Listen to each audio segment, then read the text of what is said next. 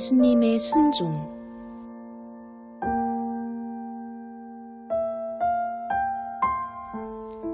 성도 여러분, 순종하십시오 라고 누군가가 이야기한다면 한편으로는 맞는 말이지만 다른 한편으로는 틀린 말입니다. 다른 모든 성령의 열매와 마찬가지로 하나님에 대한 순종 역시 성령님이 친히 우리를 통해 이뤄내시는 열매이지 우리 스스로의 능력으로 할 수 있는 것이 아니기 때문입니다. 순종이 아름다운 이유는 인간 안에는 선한 것이 없기 때문입니다.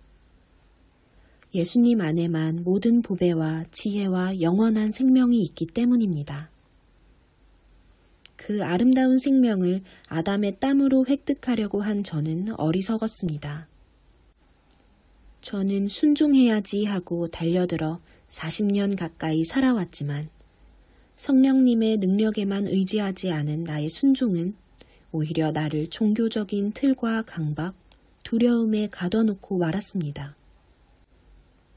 하나님께서는 나 자신의 의지와 감정, 노력으로 하나님께 나아가려는 저를 율법에 갇힌 자라고 일깨워 주시면서 오직 은혜로 순종을 누리는 자유를 선물로 주셨습니다. 나의 순종은 어떤 의미에서 중요하지 않습니다. 중요한 것은 한 사람, 곧 예수님의 순종하심입니다. 로마서 5장 19절은 제게 자유를 선물해준 귀중한 말씀입니다. 한 사람이 순종하지 아니함으로 많은 사람이 죄인 된 것 같이 한 사람이 순종하심으로 많은 사람이 의인이 되리라. 창조 때부터 펼쳐진 하나님의 거대한 구속사역은 인간의 순종을 중심으로 전개된 것이 아닙니다. 죄로 인해 사망에 이르렀던 우리들은 하나님의 눈에 티끌만큼도 순종의 가능성이 없는 존재였습니다.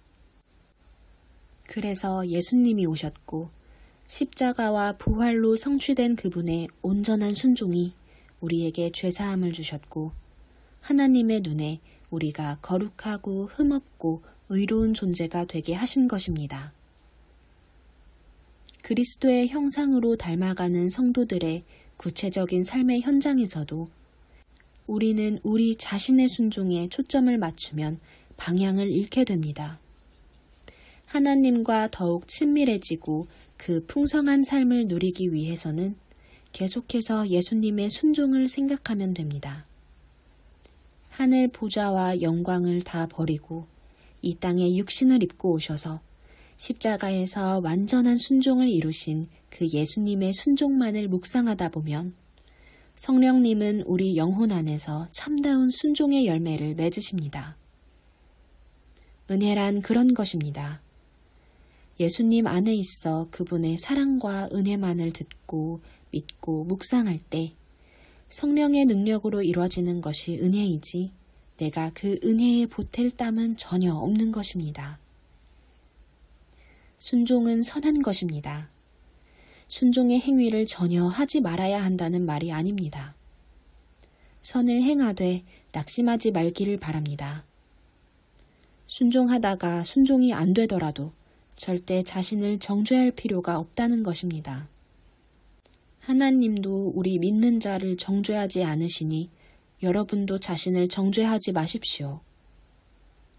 하지만 하나님의 마음은 억지로 하는 순종에서 우리를 옮기시는 것이기에 성령이 부어주시는 하나님의 사랑이 영혼 가운데 터져 우리를 선하게 밀어낼 때까지 기다리는 것이 억지로 하는 종교 생활보다 아름다운 것입니다. 늘 내가 순종하려는 마음을 접고 예수님의 순종을 깊이 바라보십시오. 예수님의 순종 때문에 하나님께서 우리를 예수님처럼 보배롭게 바라보고 계시는 그 미소를 영혼에 심으십시오. 그 아름다우신 예수님의 순종 안에 영혼이 온통 빼앗겨 있다 보면 어느새 자신도 모르게 성령의 파도를 타고 있는 자신을 발견하게 될 것입니다. 하나님은 예수님의 보혈로 인해 성도들을 거룩하고 의롭고 흠없이 안아주고 계십니다.